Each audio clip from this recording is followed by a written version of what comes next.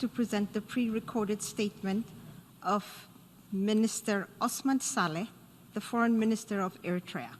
I thank you. Your Excellency Ambassador Volkan Bozkir, President of the General Assembly, Your Excellency Mr. Antonio Guterres, United Nations Secretary General, honorable participants. I have the honor to deliver this speech on behalf of the President of the State of Eritrea, His Excellency Mr. Isaias Afwerki. The United Nations General Assembly is taking place this year at a critical juncture when the world is at a crossroads on account of the vicious COVID-19 global pandemic that has inculcated an immense loss of life so far.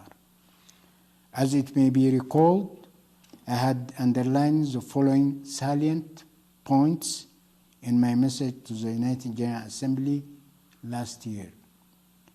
In as far as global trends is concerned, I had stated, and I quote, "The world is on the cusp of a new world order. All vital parameters indicate that the unipolar world order has come to an end or is in its twilight year. The economic power balance is inexorably changing with a spike in attendant intense rivalries and upheavals. In regard to Africa, my remarks were, and I quote, Africa's lot over the past quarter of a century has been onerous. Africa's resources were plundered wantonly, despite hollow phrases of conflict prevention and conflict resolution. Wars and upheavals continue to increase and fester. Almost 1 billion Africans remain marginalized through the collision of external predators, their local surrogates, and corrupt special interest entities. This tragic reality requires utmost and urgent attention for effective remedies.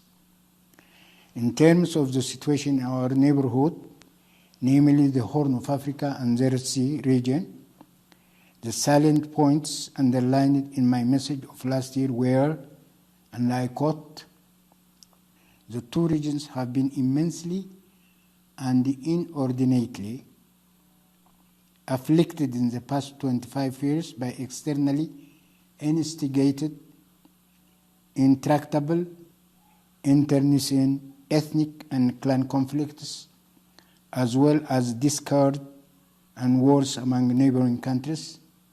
This grim reality is in stark contrast to the promising events and hopes engendered in the early 1990s for regional integration.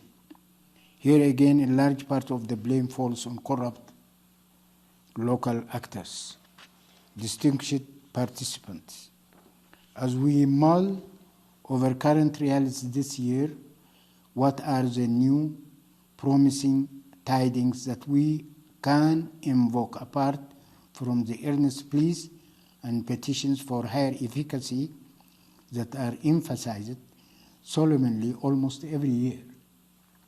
Alas, what is new in our world this year is the depressing calamity, the huge loss of life that COVID-19 has and continues to anchor globally. And albeit it is agonizing dimensions, the pandemic has starkly exposed the structural flaws and deficiencies of the prevailing precarious economic and security global order. It has debunked the spurious explanations and narratives peddled in the past to embellish and rationalize a largely dysfunctional global order. Indeed, in a rather perverted sense, the pandemic constitutes a wake-up call, a costly reminder for us to mend our ways. Distinguished participants, the pursuit and ideals of enduring global peace stability, and prosperity are squarely predicated and can only flourish on the edifice of a robust global organization that can measure up to all these challenges. This indelible fact is more evident than ever before. In the event, allow me to renew our call for the strengthening and revamping of the marginalized United Nations system, whose authority and efficacy have been corroded in the past decades. I thank you.